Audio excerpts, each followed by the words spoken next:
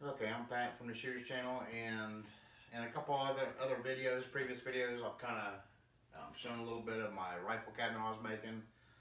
I finally got it finished. I still got to move it into the house. It got kind of heavy, but a couple disclaimers on this is it was never intended to be a safe. So on the comments and everything, I know people are gonna say I should have done this, should have done that. It was never intended to be a safe. And also, as far as being a welder, I wouldn't label myself as a welder. I would probably label myself as a grinder, which I'm sure many of you probably know what I mean. But what I did, my budget was, I was trying to make this for less than $100. I used bed frames that like people are getting rid of and stuff, and cut them and weld them and everything. I might show in a different video how I did that. And I'll show you some of the errors I made and stuff. What else?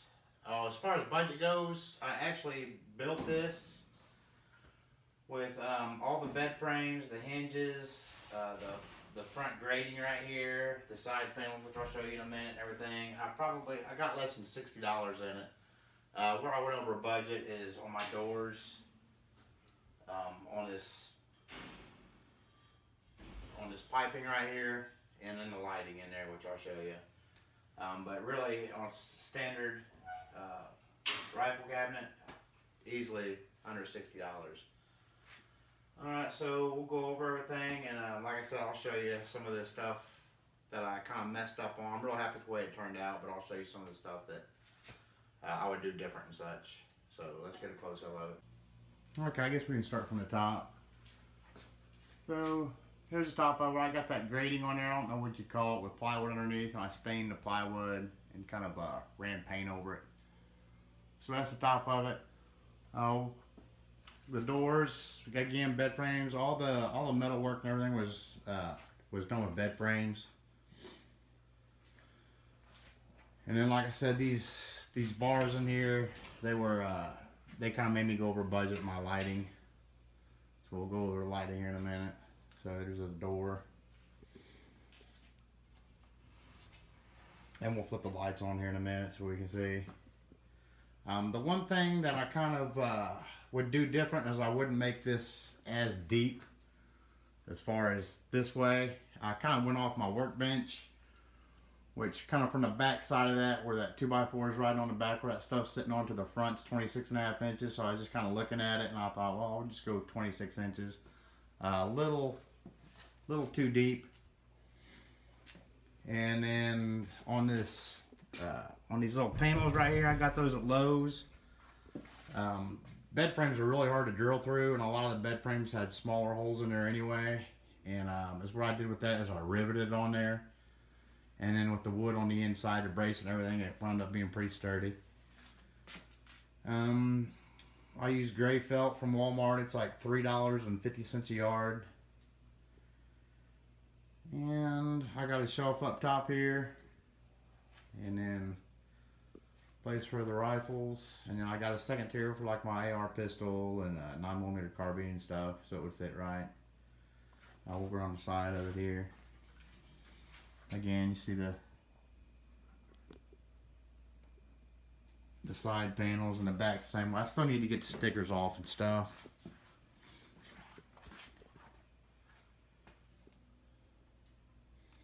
And then to run the cord through, it's just I sanded out a 2x4 and cut it.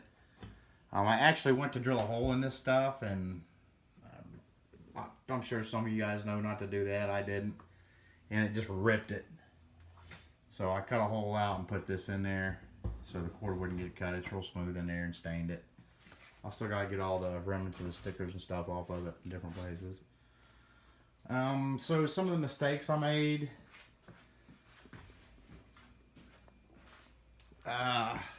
When I was first cutting my, the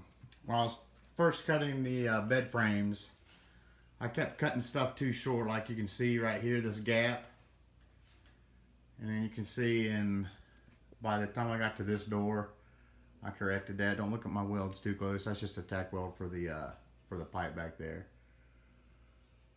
But yeah, I might do a video on how I fit those together and cut them and everything. But yeah, everything was bed frames and plywood and 2x4s.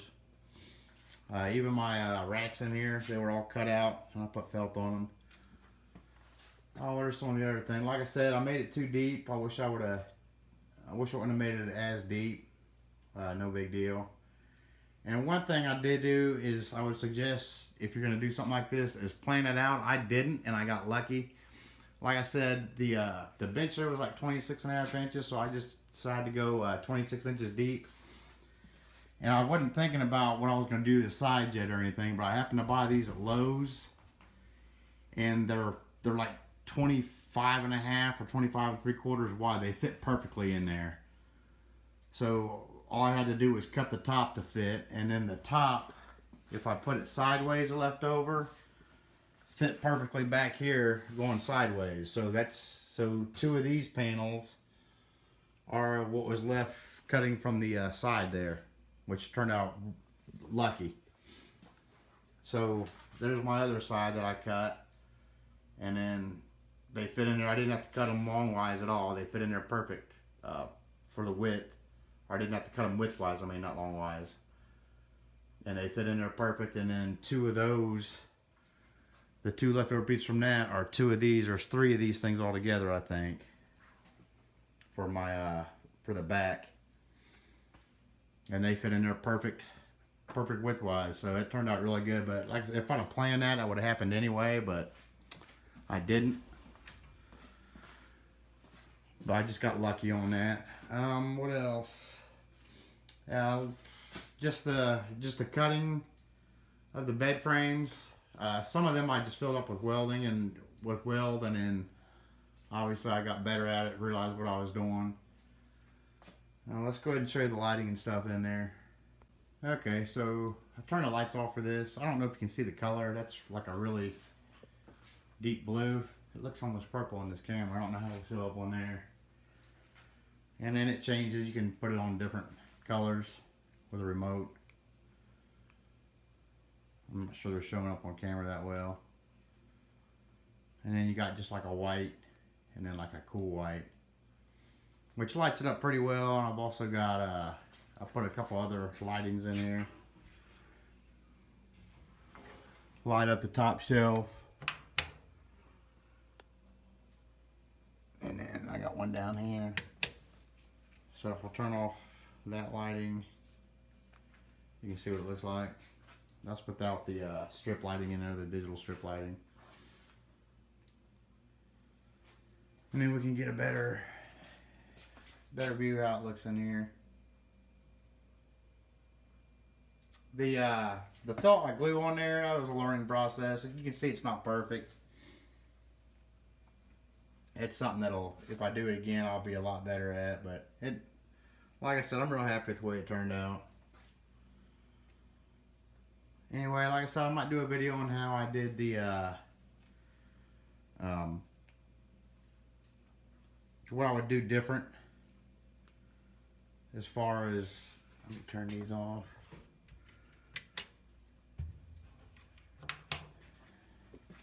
Anyway, I might do a video on like how I pieced the angle iron together and cut it and everything.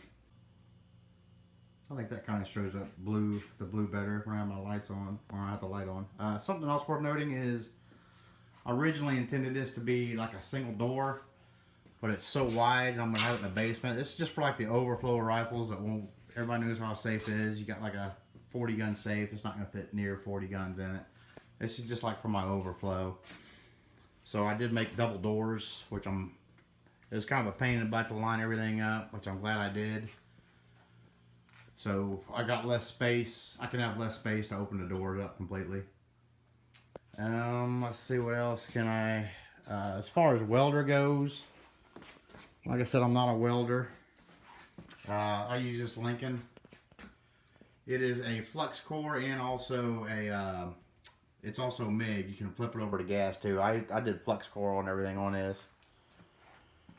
And I'm trying to think of anything else.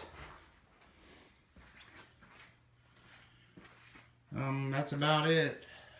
Like and subscribe. If you have any questions on the dimensions or anything, I'll be more than happy to answer any questions. Email me or just leave a comment below and I'll answer it. And I think that's about it. Again, thanks for watching. Thanks for subscribing.